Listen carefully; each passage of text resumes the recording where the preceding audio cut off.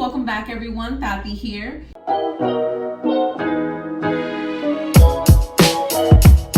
If you didn't catch last week's video, the link is going to be down below and in the cards. Make sure you watch it because it talks about setting up for your manicure and why waterless is essential for any product that you're putting on your nail. Today we're going to be talking about shaping, how it affects the health of your nail and the longevity of your manicure. The first things we're going to knock out are shapes that we don't do in the shop. And remember, I only deal with natural nails. So the reason these shapes I don't do is because it's not going to help in the long run what my goal is for my clients, to have long, beautiful, healthy, long-lasting manicures. So the first shape is square.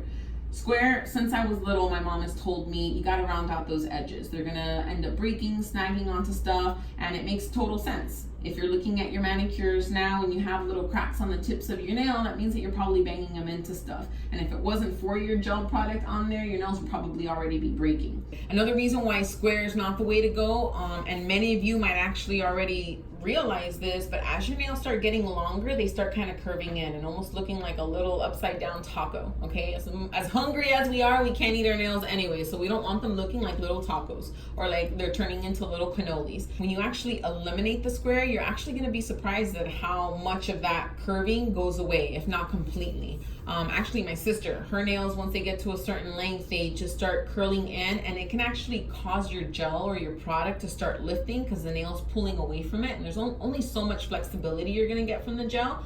But we've actually changed her shape to an oval shape, maybe even a little bit more tapered almond, and she no longer has those issues, which is really awesome. Second shape that we don't do is coffin. The only reason I don't do coffin, it doesn't really have anything to do with it not being healthy for the nail, but it's just that our nail beds are not the same on our hands. I mean, you could take a look at your hands right now and notice that there's some nail beds that might be a little bit thinner than others or a little bit lopsided and wobbly. And with coffin, it's a very distinct shape. And if you don't have that unison throughout, then it's not really gonna look, it's not gonna look nice. Especially for clients that have very thin and long nail beds, it tends to be a little bit trickier, not look very flattering. Last shape is stiletto. Stiletto is beautiful, but the tip of that nail is tapered and it has such little surface space that if you're not careful and you're bumping them into stuff, it's almost a sure guarantee that you're gonna end up breaking the tips of your nails off. So for those reasons, square, coffin, stiletto, we don't do them with natural nails. Now we're going to talk about the shapes that we do and the shapes that are healthy for your nails. First shape is going to be squoval. Squoval is definitely the more common and the basic. It's your square nail with rounded edges. If you have square nails now, start rounding those edges. You're going to notice a night and day difference. By not having that edge, your snags are going to happen a lot less because it's kind of just rolling off the edge of the nail as opposed to getting caught into it. And because you have less bending on the edges of your nail, you're less likely to crack your gel and start having it lift from the tip. The next shaping, and probably the more common ones that I try to get my clients on, are definitely round and oval. Round and oval shapes not only look more flattering on the nail, but they definitely are a more natural shape. You're totally eliminating the chances of any edges getting snagged on anything, so you'll never really see any of those cracks on your nails at all. The last shape that I love doing, and a lot more of my clients have been really getting into, is almond shape. That's the shape that I always have my nails, especially because I have kind of like man hands, so having almond shapes really helps me feel a little bit better on my hands, makes me feel more comfortable wearing watches. So anyone out there that has man hand issues, let me tell you, oval and almond are definitely the ways to go. The more tapered you have that nail in the end, it's going to look a lot nicer. Now, almond shapes, I definitely make my clients work for it a little bit. Remember, my goal in the end for every manicure, every client that I do, is for them to have long-lasting manicures, but most importantly, healthy nails. I don't want to give them almond long nails if I know that they're banging their nails into stuff, because they'll end up breaking their nail and then they're gonna have a bad experience and think that they don't like the shape because their nails always break. So it's definitely a conditioning process.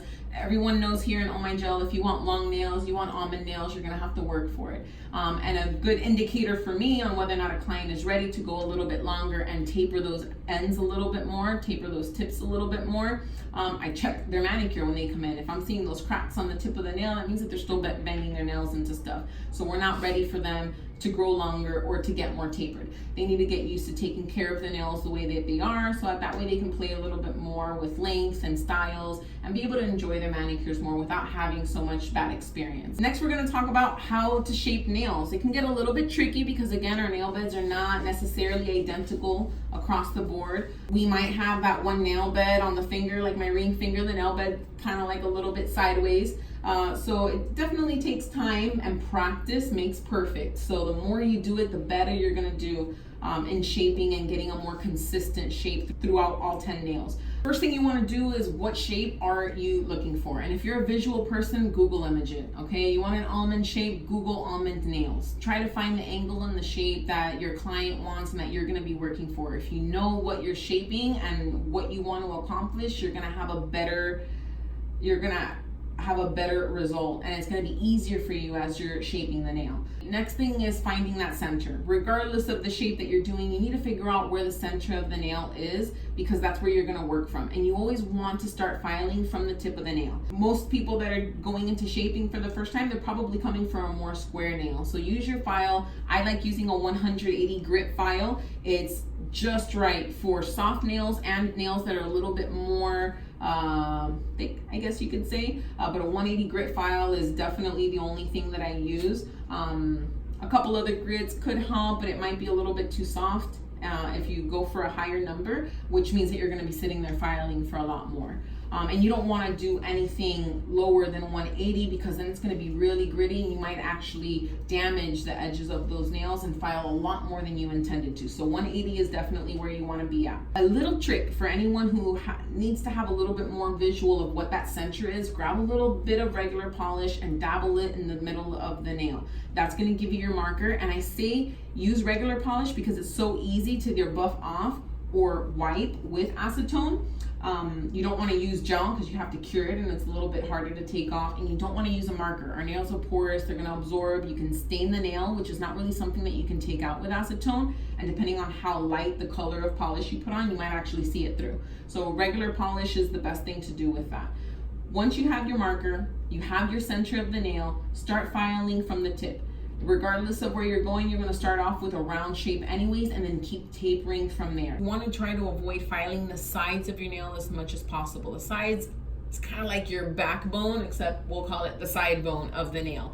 It really provides a lot of support, and if you file too much of the sides, you can actually weaken the nail and make it more likely to break, especially when it comes to the base. This part right here, where your free edge starts. If you file too much right here, then when it starts growing out, you're gonna have a big indentation there, because when the nail starts growing out, it's gonna grow out wide like it was before. If you file too much, that gets to the tip, you'll start getting things stuck in that groove, and you're gonna end up being more likely to break your nail. So careful with the sides, start with the tips. Once you kind of feel like you have the tip organized, touch the sides up a little bit if you need to. Now, while you're shaping, there's a couple of angles that you should be putting your nails in, and this is really for nail professionals that are doing nails on someone else. You need to look at your client's nails from more than just one angle. When I'm looking at my client's nail, borrow this beautiful person over here. When I'm looking at my client's nail, the first thing I want to do is look at it forward. I want those nails going down. I'm taking a look at their nail beds. I'm looking at the angles that their nail beds are going, and I want to kind of look and visualize what that straight up and down looks like. But me looking at their nails like this isn't the same as a client looking at their nails up and down. So once I kind of look here and the file looks okay and the shaping looks okay, the next thing I want my clients to do is put their hand up. Once my client puts their hand up, I'm looking at it this angle. Now, sometimes when I do this, I can already see there's one edge that's a little bit higher than the other. So as their hands are up, I'll get the file, bring down their other ones, and I'll start filing those edges. So once it's up there and I see it in that same angle, that's where I'm gonna touch up and I'm gonna file those edges. I'm gonna bring the rest of their nails up. I'll have them turn them sideways like this, because now I see their fingers nice and straight. I can tell if that nail is kind of going up or going down. Once I've filed all the nails, I'm still gonna take a look, all of them together. Let's make sure that there's nothing I missed. I have my clients put their hands down so that I can look at it in my angle. I'll have them put them up, and then I'll have them go sideways. You can never look at your nails too much or look at your client's nails too much when you're shaping. Again, you wanna make sure that they enjoy the shape, that they have a good experience. because you don't want them to not like it simply because of a mistake that we did or because of something silly like it was crooked. So lots of info, guys. Today with shaping, we talked about what shapes we don't do with natural nails and why, how shaping will affect the health of your nail and the longevity of your manicure, and a couple of tips on how to actually do shaping on a client. So whether you're having a hard time with shaping or maybe you've shied away from shaping because you're just not sure on where to begin, I hope that you give those tips a try. If you have, please comment below. Let me know how it worked. I would love for everyone to be super comfortable in being able to provide whatever shape to their client, but also educating them on certain shapes, especially if they're coming in wanting things that you know is not going to work for their nails. Because remember, the main goal is we want our clients happy, we want our nails strong and healthy, and we want our manicures lasting. So do what's right every time and educate your clients. They'll feel a lot better about the solutions that you're offering, which in the end is going to mean that they're going to enjoy and appreciate their manicure a lot more. So I definitely hope you enjoyed the information. Next video is going to be crucial. Next video is literally the most important step in the manicure process. I know 3 videos in and I'm already giving you the juicy stuff, but it's all about cuticle care. And let me tell you, you can mess every part of the manicure up, but if you get the cuticle care and maintenance part correct, your nails are going to grow extremely fast and you're going to start noticing a huge difference immediately in the strength of your nail. Cuticle care is the most important, so make sure that you're letting your peoples know, make sure that you're letting your nail techs know, because I definitely see a lot of opportunity when it comes to how the cuticle is cared for during a manicure, whether you're a professional or not. So make sure that you're tuning in, because trust me, this is not a video that you want to miss. I hope everyone enjoyed, got some good information, and I'll see you next time.